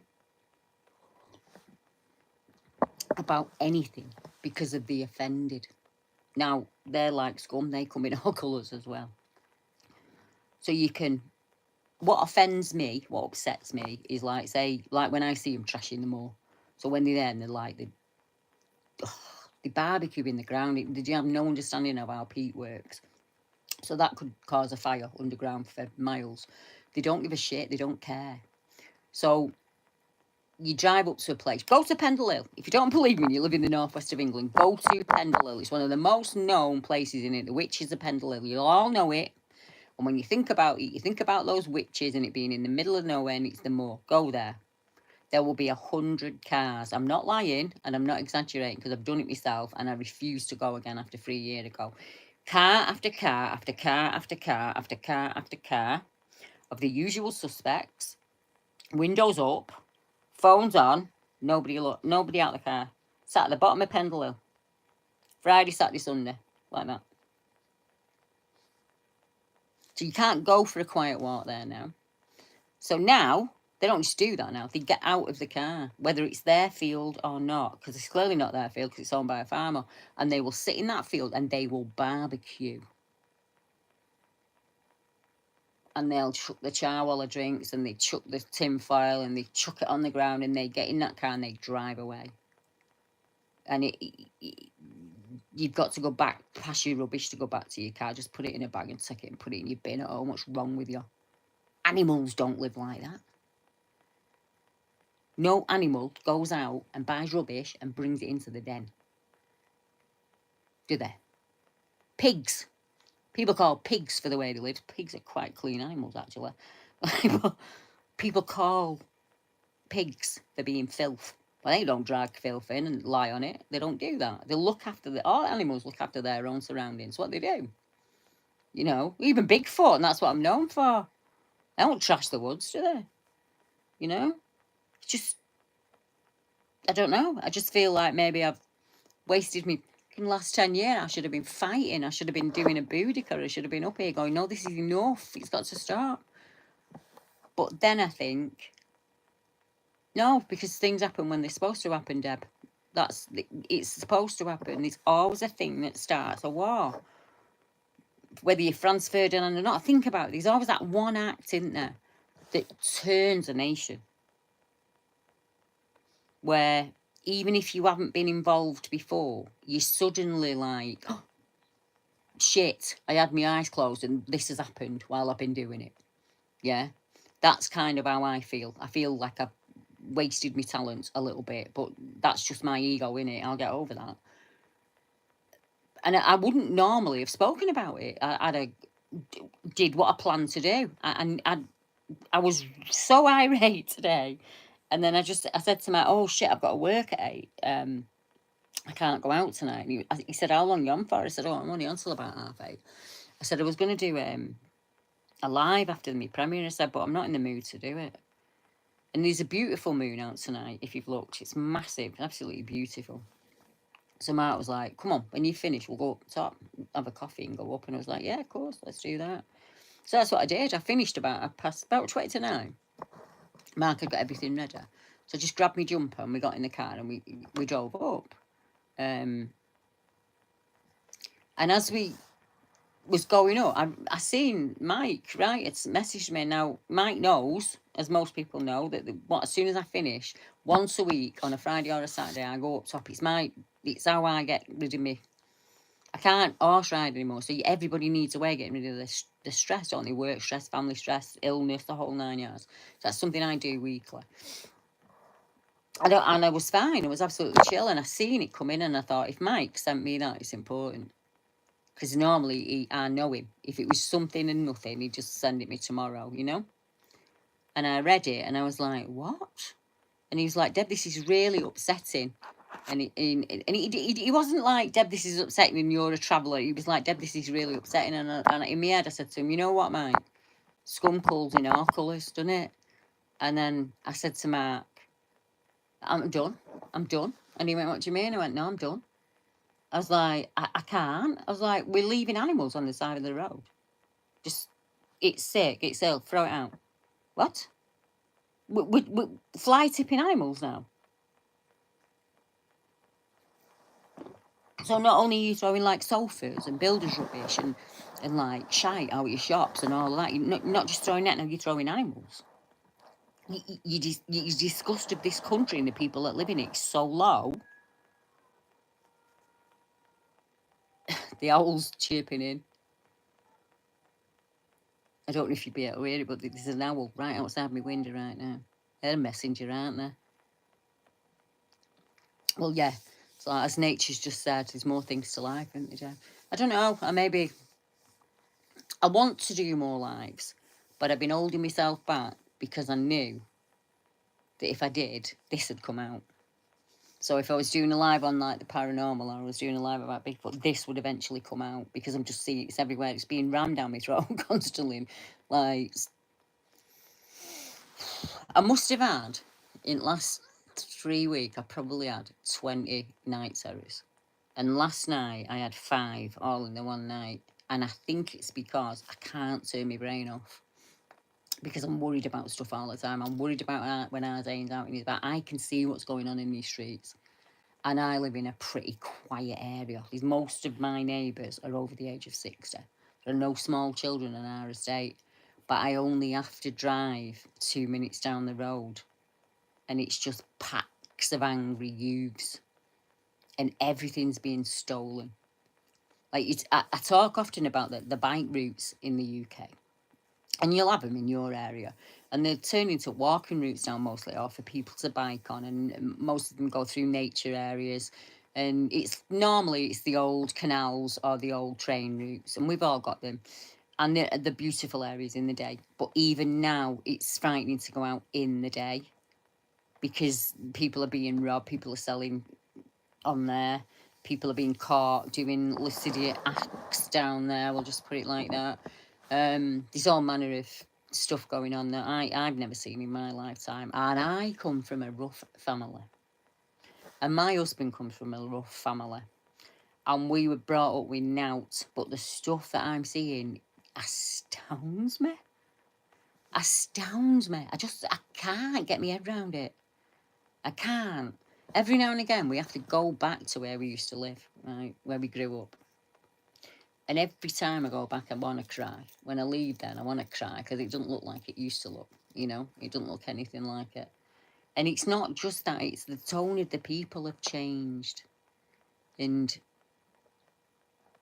do you know, I couldn't tell you the name of more than one of my neighbours. I've only just realised that. That's how insular we know. That's how insular we are. I know one neighbour's name, and I've been here 3 years. February just gone. But if you'd have asked me that 15 years ago, I'd have gone, oh, that's Tony, that's Jack, that, because I knew everyone in my street, and it was a community, and everybody knew everybody, and everybody looked out for everybody else's kids. And it's not like that now. It's not like that, you know. And it's just, it's gone. There's always that one house on the street in there. Everybody's got that one house on the street, and we had one in Corner. And he was clearly selling. And he looked like he had about 8 days to live, in all honesty, and all the time I've known him. But he seriously was looking like he was a proper smackhead. He was really bad. And you'd know, because you'd see the people going to the place. The problem I had, he was on the corner. So people would say, oh yeah, the kid, go down there on Corner and get it. I also live on a corner, the opposite corner. So his manky customers would knock on my front door. So I'd get madder and madder each time they did it, yeah. And it really annoyed me. And but what can I do about it? How do I make that stop? He said, get away from me, fucking garden. Don't you knock him out. I can do all of that all day long, can't I? But I can't stop him being him. And then he realised that sometimes little fish play in big ponds, and then ponds have sharks in it. So he got clever. He was like, oh, count your lines. I'll let him come and stay at my flat. Yeah, okay. Within a month, they'd had him over. They took everything he had. They were dealing out of his flat, and they chopped him to death. He's not dead, but he's nearly dead. And we had this massive, like, police thing over it. And I said to the police officer, you have not been near in the last 3 years. And I know my neighbours have complained. And I know the council have told you what's going on. And we've told you where he's getting it from, what time it's being delivered, what time the cars are coming. We've given you all of this. And he has to get chopped up for you to come out. And do you know where the station is? The next street. That tells you how important what's happening to the common man in the UK is not up there on the list. I was stalked so much that I had to leave my home and move to another home. And when all of that was going on, one particular person behind that was obviously had this online like campaign going on with themselves. So the police advised me that what they were doing was actually a criminal offence, and they were like, right, we need to pull him in, Devon, getting him arrested and all that. I was like, I don't care about him. I'm not bothered. I don't care what they have to say about him. I'm not interested. And she was like, no, this is actually a crime. So I said to her, right, I'll tell you what then. If I ring you every single time they do this, I'm stopping you going to a real crime. And do you know what she said to me? Do you remember when Fatima, that PCSO, was talking to me? Yeah. And she said, do you know how many officers should be in this office, Deb? And I went, no. And she went, at this station, there should be 20 to cover, like, the 24-hour shift on-off pattern. And do you know how many there is? And I went, no. She went, 2. One's me, I'm a PCSO, and the other one's off on maternity leave.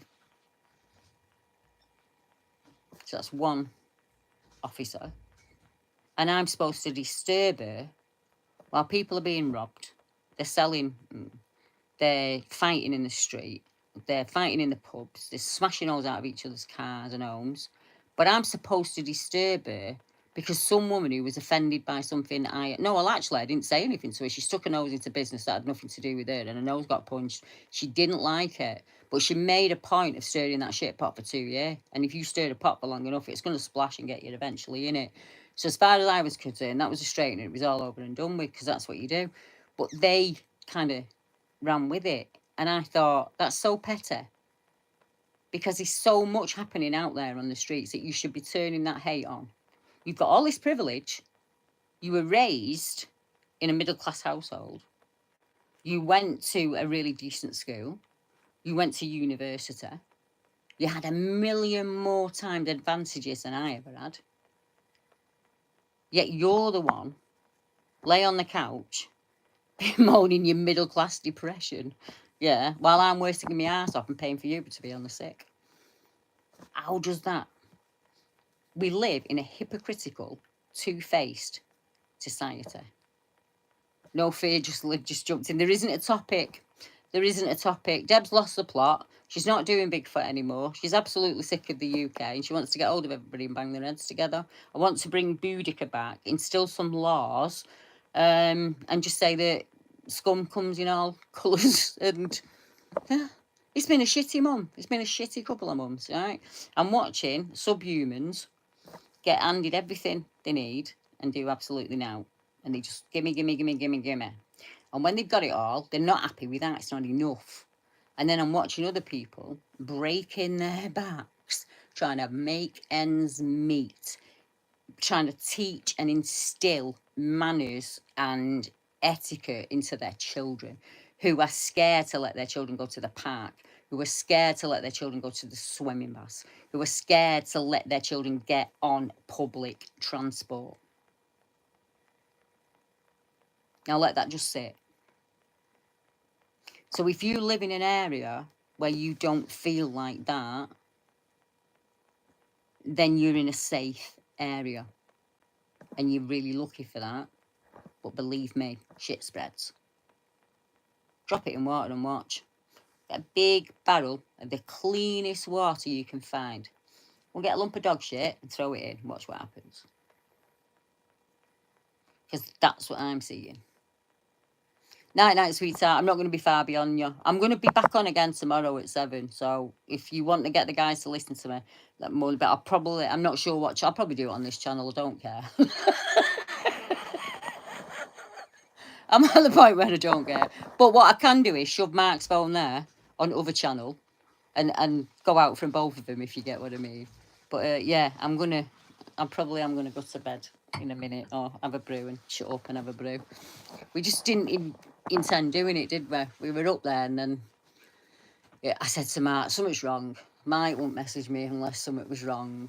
And then it was like, I read it and I just said to him, well, it's not. I kept saying, didn't I? I don't even want to open my phone. Do you know what I thought it was going to be? I thought I was going to open my phone and someone had drove into like a load of protesters, or someone had run into the street and like randomly stabbed people for nothing. And you know why? Because I'm so numb to that. That happens all the time.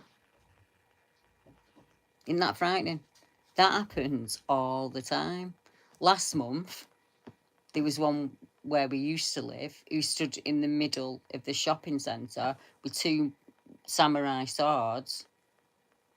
And I've got to say, I felt for the lad, because he was clearly going through a mental crisis.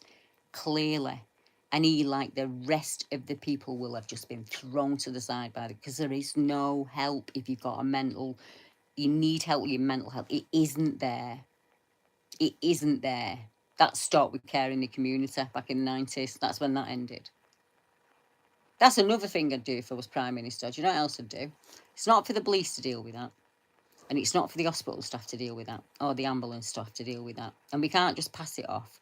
So we make something. We make a centre, several centres, in every single town and city in the world 24 hours a day with trained staff in them who know how to help. And along with that, there would be an emergency team that had their own transport and went out to these homes, these people that needed this help. It frees up the NHS, it frees up the ambulance service, and it frees up the police to deal with crime. You know, that's what it does. That's what we need to do. Have you seen, like, I've not even chose who I'm going to vote for. I'm going to be honest, I've not chose yet. I think I know, but I've not chose yet. What I'm watching is what's happening between now and, say, 4 months' time. And what they've done in Kent is unbelievable. They've turned it round so quickly. There's actually money in the pot for the first time ever, because he's gone, that diversity, I'm not having that. No, that's out. I'm not paying for that. Get rid of that. That's not happening. No, that's not happening. We're not doing that. We're not funding that. We're not doing this. We're not doing that. This is what we're doing. You know, my party, could you imagine? Nobody would vote for me because I've got a pass. You're not allowed to have a pass, Dale. You're not allowed to have done anything wrong. But I've always said, right, that these broken people are the most understanding because they've been where you've been. I've had that mental health crisis. I've been that alcoholic. I've fought in the street like a nutcase because I've had a rage inside me that I've not been able to do anything by. I've done all of those things, and now I'm an old woman. And as an old woman, or a crone, or what, I wear that with pride, you know. People call me a crone on my other channel. She's a crone. I am. Do you know what it means? It means she who wears the crown. I earned my wisdom. I've had more corners knocked off me than any. My superpower is getting off my ass when I've been knocked down. But at the end of the day, it's going to take people like me and you to move this country forward. Because there's not one solution. People believe that there's one solution. Get rid of them and that is solved. No, it's not. Get rid of that and that's solved. No, it's not. It's a combination of things. It's a combination of saying this is the line and you are not allowed to cross it. And now what happens is, it's like having a naughty toddler, innit? If you say to a toddler, you cross that line there, and now I'm taking all your sweets. And they're going to put the toe on the line, aren't they? And you go, oh. And they learn that boundary, where it's like, actually, she is going to take me sweets, so I'm going to behave and I'm not getting me sweets. People are really good at learning. If you instill a boundary, people are really good at learning it. You can put horses in the field with a piece of rope and they won't walk past it. That's how easy it is. But if you say to people, all right, well, we'll move the line a little bit forward for you. Oh, well, we'll move it a little bit more for you. Well, they become in charge of the line. You've stopped putting that line. You sat down with all your countrymen and you decided that's where the line we're going to go. And because a certain sector of that doesn't happy with it, you've now changed everything about your society to quit for it. Why? To appease who? Go in Tesco's. Everything you'll see in there now looks like Isaiah's lost the farm again. It comes down here, it's up to it, and it's down to my feet. Why? Why? I should be allowed to wear whatever I want outside that door. You know why? Because I pay my own rent and I pay my own taxes and I work for a living. So I can wear what I want. So when I was in Aldi and they called me a whore, I don't know why they called me a whore. I don't know if it was because of me jewellery. It certainly wasn't what I had on because I was covered. I'm not one for getting everything out. I'm not that. That's not me. And I respect my husband. My husband would let me wear whatever he wants. He won't tell me nothing. But at the end of the day, I have a bit of dignity about myself. So why they called me a whore, I don't know, but they did. Well, that's on them, innit? That's their understanding of the propaganda that they've been given. And if they're not prepared to have a conversation with me and see actually that I'm not, I'm not. I've been married for 20 years and I've cheated on my husband. But I could be guilty of the same, couldn't I? I could be. Tonight is not the night, Craig, honest. If you want to hit me up in email or comment on one of the things, that's absolutely amazing. But tonight is not for Bigfoot accounts. It really, really isn't. I couldn't even concentrate on it if I tried. If you walked in bedroom now, I'd just be like, you're going to have to wait because I've had enough. And honestly, if you've got the balls to metaphysically appear in my bedroom when I'm on a live stream, well, you need to come on this live stream so people will open their eyes and realise there's a shit war going on and we need to get on board about it. That's what had happened. I'm not making light of what's happened. I really am not. And I'm there for you, lad. If you leave me a comment on any of the videos, I'll check after this live and I'll go and sub to your channel and I'll leave my email address for you so that you can get in touch with me. And we'll have a chat about it. It's been a really shitty week for the UK. Well, I don't even know why I'm saying week. It's been a long time, but for me, I think it's the iceberg, the tip of the iceberg. I've had enough, and I'm just like, I'm sick of sitting there and not saying that about it, and I'm sick of watching it and not saying anything about it. So, have we decided if I'm running for government or not? Can you imagine? Oh my God, the country's grind to an halt. But yeah, there's people better suited for that than me. But what I am really good at is going, no, that's not acceptable. No, you're not doing that. You're not fly tipping there. Get that picked up and get it back in your van. No, you're not doing that. You're not talking to her like that because she's a female. That's not happening. I don't care. No, we're not doing that. I'm good at that. And I'll stand my ground and I'll be like, no, I'm not taking a knee to you. That's the line and you're not crossing it. I'm not allowed to cross it. I hush, Hannah. I'm not allowed to cross it, so you're not allowed to cross it. If my neighbour's not allowed to cross it and they work all day and pay into the system, you're certainly not allowed to cross it. In fact, you shouldn't even be stood near it. Move. All these people who are working, they can decide what they're doing with it. You wait till end, because you've not paid in. You wait till end, and then you can have what's left. That's how it works, isn't it? Fill your boots. Fill your boots, boys. Mark said they need to bring Scotland back. That's what it's an in-house joke because Mark's family from Cornwall. And he comes from a long line of famous scuttlers. And for anybody who doesn't know what that is, it's when they shine the light in the wrong place, so you get crashed on the rocks. Then they beat you to death and steal all your stuff. Now, I'm not advocating that. That's not what I'm advocating. But I'd fund it if it was an option. That's it, innit? That's my slogan. Let's bring Scotland back. All we need is a big lamping light, right? We stand on the cliffs of Dover there, and we turn that lighthouse. Eric, what? Turn that lighthouse off. Brian, what? Put the light on. Problem solved. Done. Problem solved. Didn't cost us a penny. All it cost us was a torchlight, and we had that anyway, didn't we? Should we meet back here at the same time again, some other lads? Yeah, let's do that. They have Fonda. Problem solved. Why are we not doing that?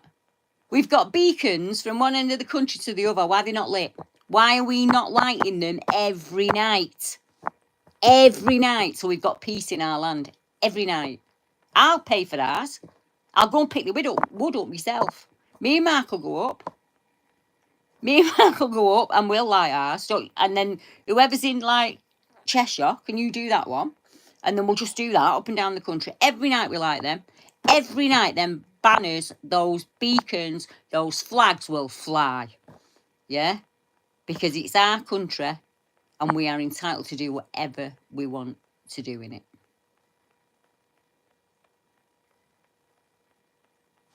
I'm getting distracted because I'm so tuned into helping people straight away with like the Bigfoot reports. Hey, Flosky's got firelighters. We're on here. Me and Mark's got loads of wood. We've got a full shed of it out there. I've got shitloads of it. They've took me fire. I'm not allowed to use it now. No, I'm not allowed to use my fire. It offends a certain part of the demographic that live near me. Aye. It's going in our tenancy agreements. It's not happening anymore. All them log burners that you absolutely love that we should be allowed to do. Nah. Not allowed them now. Doesn't matter if you've had to work to pay to put them in. You're not allowed to use it. I wonder whose fault that is. But yeah, that's all going to change, isn't it? Because let's be honest, everyone's saying we can't do now till 2029. There's no way we're going to 2029. There'll be riots in the street. There's no way we're going to 2029. It's not happening. It's not happening. Yeah, people have just had enough, haven't they? Things will just grind to a halt. I heard a lad the other day, and it's the best thing I've ever... He said, you know how simple it is? It's as simple as boycotting everything. And I was like, what do you mean? He went, if we all just stay... Everybody, every single person in the UK tomorrow says, no, I'm staying at home, I'm not doing shite. Every single person. Regardless of what your job is, the government's going to go, what are we going to do? And then we all say, yeah, we're not going in Tuesday either. Wednesday, Thursday, Friday. It's not happening. They need our money. Without us, they don't have any money.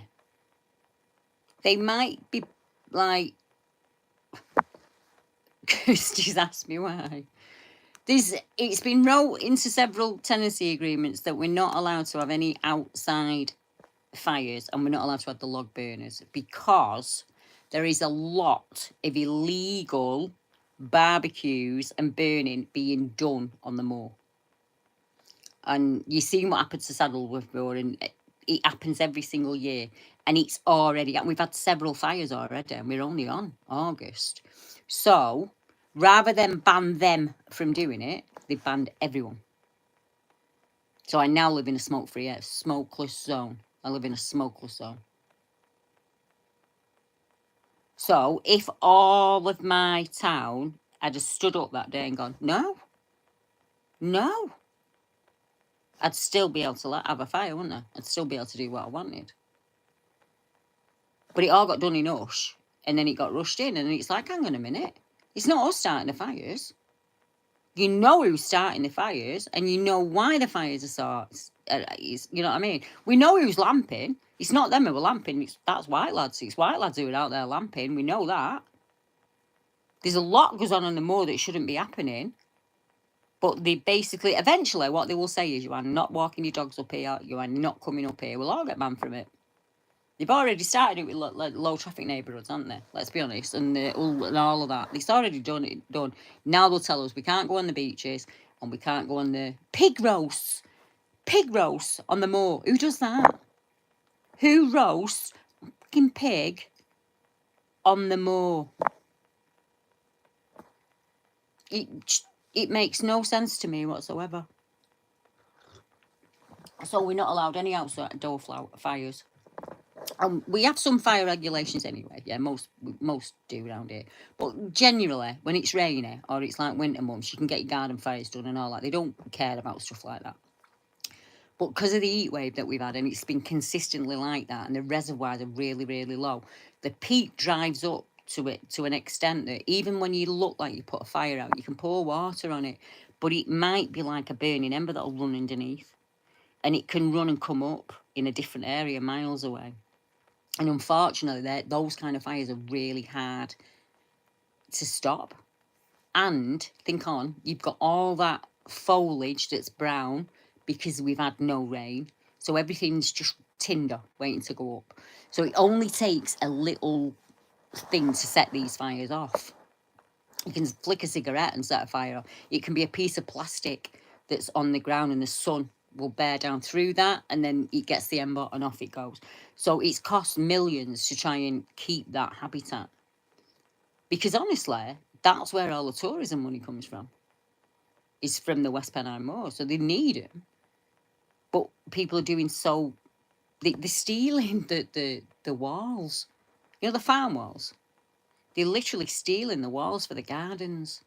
So they'll come up and they'll fill the vans up with them and drive off. You tell me anyone you know that knows how to build a stone wall. It is a dying craft. So they're not replacing them. So there's just big holes in the wall and the sheep get out and then cars hit the sheep. It just sets off a whole kind of chain of events. So rather than deal with all of that, the council have gone, you live in a smokeless zone. And that is probably the best place I could end tonight, because that sums it up in a nutshell. Because of a small number of few, the majority has to pay. So our choice is, are we going to sit and accept it? Or are we going to say, no, this is the line. I'm not inciting anyone to violence. I'm not asking you to go on a protest. I'm not asking you to put anything in your windows. I'm just asking you to say inside to yourself, enough is enough. And I'm not standing for it. Because like that lad said, all we have to do is not go out that door tomorrow. How many days will it last? Infrastructure will end. There'll be no one driving buses. There'll be no one in the offices. There'll be no one in the hospitals. All of that. What are they going to do? Bring in martial law and force us to go back. So that's what I'm going to leave you on. Choose your side, I suppose. I'm really sorry that I have vented. Shall we put it like that? I've had a vent tonight, and so I've had a bit of a vent. But I've also had a bit of a catch, which from where I'm from means to sit down with your mates and a bit of a natter. And I'll be back tomorrow at 7 o'clock and we'll do the same again. But we'll talk about the old days and what it used to be like and the things that we miss now from those days and the things that we would like our children and their grandchildren and their grandchildren to do. You know, let's talk about that. Because we've done the negative bit, haven't we? Now let's put it back together. As my mum used to say, right, you broke it down. Let's put it back together. And on that note, I'm going to leave you all. Good night, everyone.